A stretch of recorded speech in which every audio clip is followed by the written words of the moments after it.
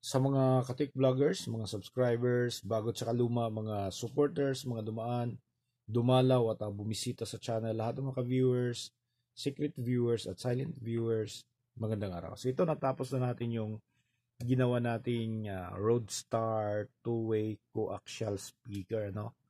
Ayan. So sa nakaraang video, dito natin pinapakita na itong klaseng coaxial driver na to ay hindi totoong two-way.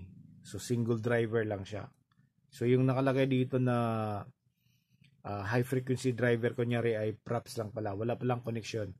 Okay, so pwede nyo panoorin yung video natin kung bakit nasabi natin na peaky ano.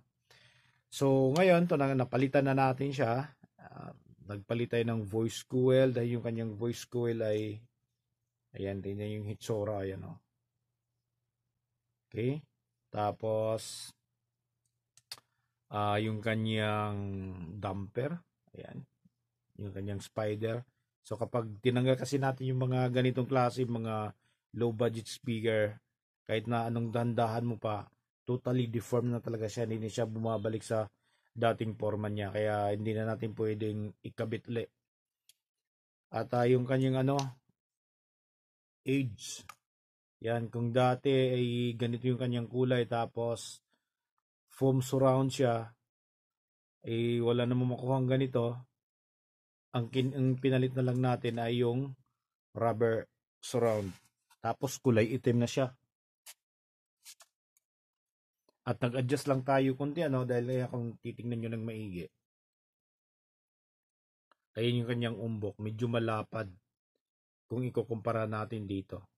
Ayun siya. Okay? Tapos yung dito, yung dating peaky na nasa gitna, nakala mo totoo dahil meron din namang pigtail na nakahinang dito, nakadugtong sa kanyang main driver. So yung pala wala, no? So pag tinuklap natin yung kulay itim dito na nakakabit, yung kanyang membrane o kanyang pinaka-cone ito, makikita natin sa loob na walang voice coil o kahit na anong transducer sa loob, wala pala. So ito, naghanap na lang tayo, minodify na lang natin. Naghanap tayo ng pwedeng maikasa nating tweeter. So meron tayong super tweeter at ito na. So from itim nagiging kulay gold na siya. Pero kung hindi magugustuhan ng customer natin to na ganito yung kulay, so pwede naman nating itiman yan. So walang problema yan. Ayan. Okay? So pagkatapos ng video natin, ibabalik natin to kanyang original na takip para gano'n na gano'n pa rin yung kanyang looks. Okay? Ayan siya. So para sa mga non-electronics na mga viewer natin na magpapagawa ng mga ganitong klase, lalo na kapag yung malalaking driver. Okay?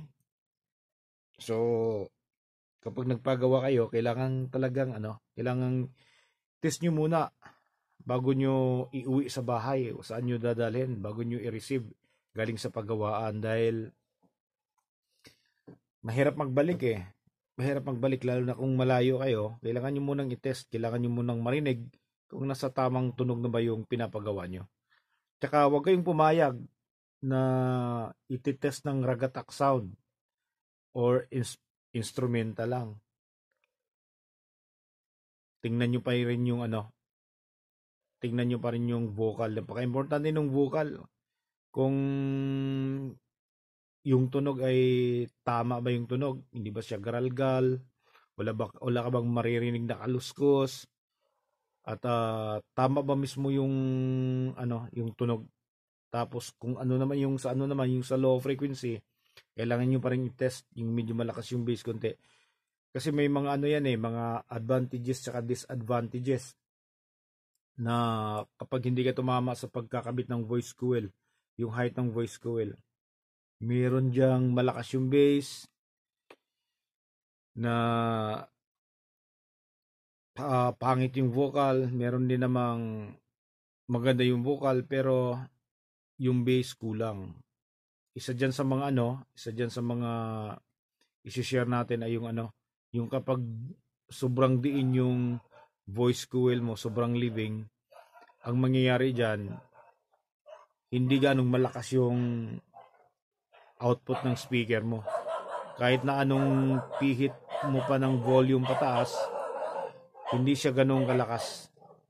Tapos kapag tumaas yung kanyang low frequency, yung kanyang bass, magdi-distort at magiging garalgal yung tunog. Okay? So yun yung mga babantayan natin. Siguraduhin natin na nasa maayos yung pinapagawa. So try natin paparinig natin.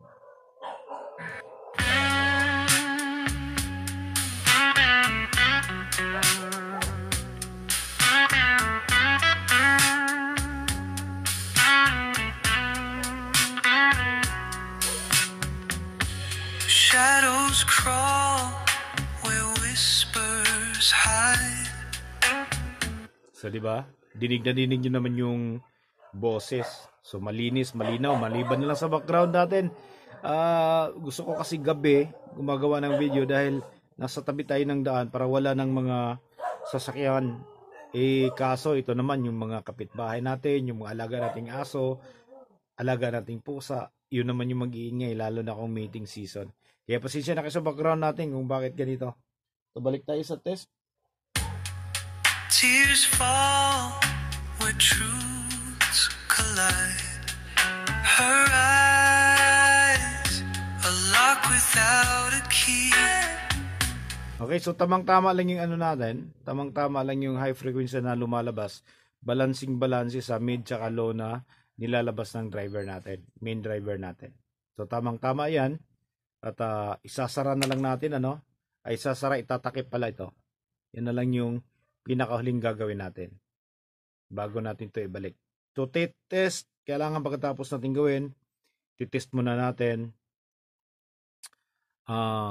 Pasukan natin siya ng iba't ibang frequency, iba't ibang genre. Kaya bilib ako dyan sa mga nagsasabi na madali lang gawin yung mga ganitong driver, madali lang mag-align. So saludo ako sa kanila na tayo na may hanggang ngayon kahit na matagal na tayong gumagawa, inaabot pa rin tayo ng ilang oras o araw para lang ma-align natin ng tama yung kanyang tunog.